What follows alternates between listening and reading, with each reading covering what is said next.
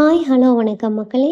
இது திரைநிலா audio novels வழங்கும் உன் அருகில் வருகையில் நாவல் வாசிப்பது நான் சரண்யா சம்பத். வாங்க கதைக்குள்ள போலாம். அத்தியாயம் 9. மல்லிகா சித்தப்பனுடைய வீட்டிற்கு போன போது அங்கே பெரிய பஞ்சாயத்தே நடந்து கொண்டு இருந்தது. ஏண்டா, நான் ஒரு பெரிய இன்ஜினியர்னு நான் பீத்திட்டு உட்காந்துருக்கேன். நீ எவ கூடயோ குடும்பம் நடத்திட்டு இருந்திருக்கேன். நான் ஊர் பூரா உனக்கு பொண்ணு தேடிக்கிட்டு இருந்திருக்கேன். எனக்கு கேன பையன்னு நினைச்சியா? மல்லிகாவின் சித்தப்பன் தாம் தூம் என்று கத்தி கொண்டிருந்தார். இப்ப என்ன நடந்து போச்சு? இந்த குதி குதிக்கிறீங்க? பார்த்தேன், பழங்கினேன். பெங்களூர்ல தனி வீடு கிடைக்கல, அவளோட பெயின் கெஸ்டா தங்கினேன். இதெல்லாம் அங்க சகஜம். கார்மேக வண்ணன் காதை பிணைத்து கொண்டிருந்தான். ஏண்டா, அவ இந்த ஊருக்கே உன்னை தேடி வந்துட்டா. இனி உள்ளூர்லயும் அக்கம் பக்கத்து ஊர்லயும் எவன்டா உனக்கு பொண்ணு கொடுப்பான்? உன்னோட லட்சணம் எல்லாத்துக்கும் தெரிஞ்சு போச்சே. கொடுக்காட்டி போறான், நான் இப்படியே இருந்துட்டு போறேன். உனக்கு என்னடா, நீ கண்டவ கூட கூத்தடிச்சிட்டு நீ பாட்டுக்கு இருப்ப. நான் இந்த ஊர்ல மான மறுபதியோட நடக்க வேணாம். உங்க மான மரியாதைக்கு எந்த பங்கமும் வராது சித்தப்பா. அண்ணனுக்கு பொண்ணுக்கு நான் ஆச்சு என்றாள் மல்லிகா அங்கே கிடந்த உரலின் மேல் உட்கார்ந்தவாறு. என்ன மல்லிகா இப்படி சொல்ற? இவன் பொழப்பு தெரிஞ்ச பின்னால யாரு பொண்ணு கொடுப்பா? நான் கொடுக்குறேன். நீ கொடுக்குறியா? யார? என் நாத்தனார. யாரு? வீரசாமி மகளைய சொல்ற? ஆத்தி, அவர் எப்படி நம்ம கோயிலுக்கு பொண்ணு கொடுப்பாரு?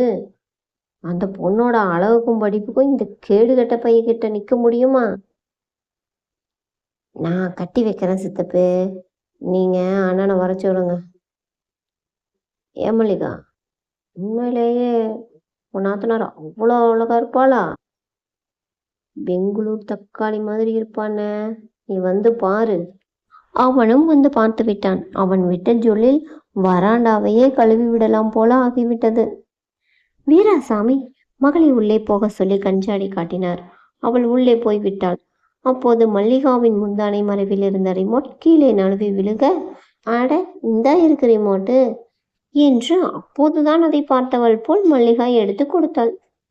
மகள் இருந்த அறைக்கு வெளியே கயிற்றுக்கட்டிலை தூக்கி போட்டு கொண்ட வீராசாமி அதில் அமர்ந்து மீசையை தடவி கொண்டார். அதன் பின்னால் 2 அண்ணனின் மனைவிகளும் மாற்றி மாற்றி நாத்தனாரை அழைக்க வந்து மாமனாரை கண்டதும் பின்வாங்கி சென்று விட்டார்கள்.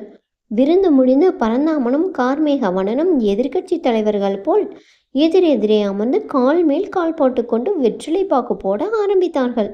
அப்போது அவர்கள் மத்தியில் ஒரு பெரிய அருவாள் வந்து விழுந்தது. இருவரும் பதறி எழுந்தனர். மல்லிகாவும் செல்வியும் அவரவர் வீட்டு சித்தப்பன் மகன் பக்கமும் பெரியப்பன் மகன் பக்கமும் வந்து நின்று கொண்டார்கள். ராமசாமியும் வெள்ளைச்சாமியும் வேட்டியை மடித்து கட்டிக்கொண்டு எவன்டா அவன் என்று உருமினார்கள். நான் தாண்டா என்றபடி வேட்டியை மடித்து கட்டிக்கொண்டு எதிரே வந்து நின்றான் பரமன், வீராசாமியின் அக்கால் மகன், உள்ளூரில் பெரிய மனிதன். அவனை கண்டதும் ராமசாமியும் வெள்ளைசாமியும் வெளவெளத்து போனார்கள். ஆனால் வெளியே காட்டிக்கொள்ளாமல் அவனை முறைப்பது போல் நின்றார்கள். என்ன பரமா, என்ன விஷயம்? வெள்ளைசாமி விளவினான். இங்க என்ன விஷயம் நடக்குது? வாசல்ல புல்லட்டும் காரும் போட்டி போட்டுக்கிட்டு நிக்குது. பரவன் எகத்தாளமாய் கேட்டான். வீட்டுக்கு விருந்தாளிக வந்திருக்காங்க, ராமசாமி கூறினான். எதுக்கு? அவனுக்கு வீட்டுல சோறு இல்லையா? ஏய்!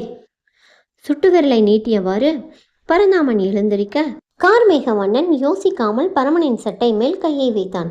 ஒரே தட்டில் அவனை மூளைக்கு தள்ளிவிட்ட பரமன் சட்டையை தூசு தட்டி கொண்டு பரந்தாமனிடம் ஏய் அட்டங்குடா என்று அலட்சியமாய் கூறினான். நீ யாருடா இங்க வந்து நாட்டாம பண்ண? எதுக்கும் இருக்கட்டும் என்று தள்ளி நின்று கொண்டு ராமசாமி வினவினான். நான் யாரா? ஏன் உன் மச்சான் உனக்கு தெரியாதா?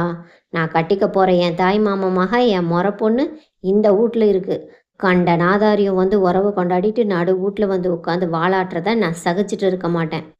பரமன் பரந்தாமனையும் கார்மேக மன்னனையும் வெட்டவா கொள்ளவா என்று ஒரு பார்வை பார்த்தான். என் தங்கச்சிக்கு எப்படிப்பட்ட மாப்பிள்ளை பார்க்கணும்னு எங்களுக்கு தெரியும் மச்சான். என் தங்கச்சி படித்தவ என்றான் ராமசாமி. எது எது? பிபாஸு டைரக்ட் பண்ண படம் தானே? ரொம்ப பழைய படமாச்சே. நம்ம டென்ட் கொட்டாயில் கூட ஓடிக்கிட்டு இருக்கே. பரமன் கையை அசட்டையாய் கட்டி கொண்டான். கிண்டலா மச்சான்? என் தங்கச்சியை கட்டிக்கிறவன் பெரிய ஆஃபீஸராக இருக்கணும், இல்லை இன்ஜினியராக இருக்கணும். உன்ன மாதிரி படிக்காத புறம்போக்கா இருக்கக்கூடாது. வெள்ளைசாமி வார்த்தையை விட்டான். புறம்போக்குன்னு சொன்ன பல்ல உடைச்சு கையில கொடுத்துருவான் படவா. யாருக்கிட்டடா வம்பு வளர்க்குறேன்? யாருடா புறம்போக்கு? உள்ளூர்ல ரைஸ் மில்லும் டென்ட் கொட்டகையும் 100 ஏக்கர் நிலமுன்னு கொடி கட்டி பறக்கிறவன்டா இந்த பறமை. இதோ 3 நேரமும் மூச்சு முட்டை குடிச்சிட்டு கூத்தியா வீட்டில் குடித்தனம் பண்ற இந்த கபோதி பயல்களை மாதிரி என்ன நினைச்சியா? இவனுங்களை மாதிரி படித்தவனுக்கு என் தாய்மாமா மகளை விட்டு கொடுக்க இந்த பறந்தாம சேலை கட்டி விளையல் போட்டுக்கலடா. வரட்டும், என்னை விட சொத்து சுகம் அதிகமாக இருக்கிறவன் வரட்டும். சீமையில் படித்தவன் ஒருத்தன் வரட்டும். குணத்தில் தங்கமா ஒழுக்கத்தில் கோபுரமா ஒருத்தன் வரட்டும். என் மாமா மகளை கட்டுன சேலையோட அவன் குணத்துக்கும் அறிவுக்கும் கட்டிக்க ஒருத்தன் வரட்டும். அவன் தான் இந்த பரமணம் மிஞ்சினவன். அவனுக்கு நான் என் மாமா மகளை விட்டு கொடுக்குறேன். அப்படி இல்லாமல் உங்களை மாதிரி எலும்பு துண்டை தேடிட்டு வர நாய் கூட்டத்தில் எவனாவது ஒருத்தன் கட்டணம்னு நினச்சிங்க தலையை சீவிடுவேன் சீவி. என்ன மாமா, என் ஆத்தா கூட பிறந்த ஒத்த உடன்பிறப்பே, உன் மகனுக்கு சொன்னது தான் உனக்கும். முடிஞ்சா என்னை விட மிஞ்சின ஆளா என்னை ஜெயிக்கிறவனா பார்த்து உன் பொண்ணை கொடு. இல்லை மரியாதையா என் கையில் பிடிச்சி கொடு. அதை விட்டுட்டு வாரம் போகிறவனுக்கெல்லாம் இந்த மாதிரி விருந்து ஆக்கி போட்டுக்கிட்டு இருந்த பார்த்துக்க, உன் அக்கா மக பரமனை பற்றி உனக்கு தெரியும். டேய் வெளியில போங்கடா.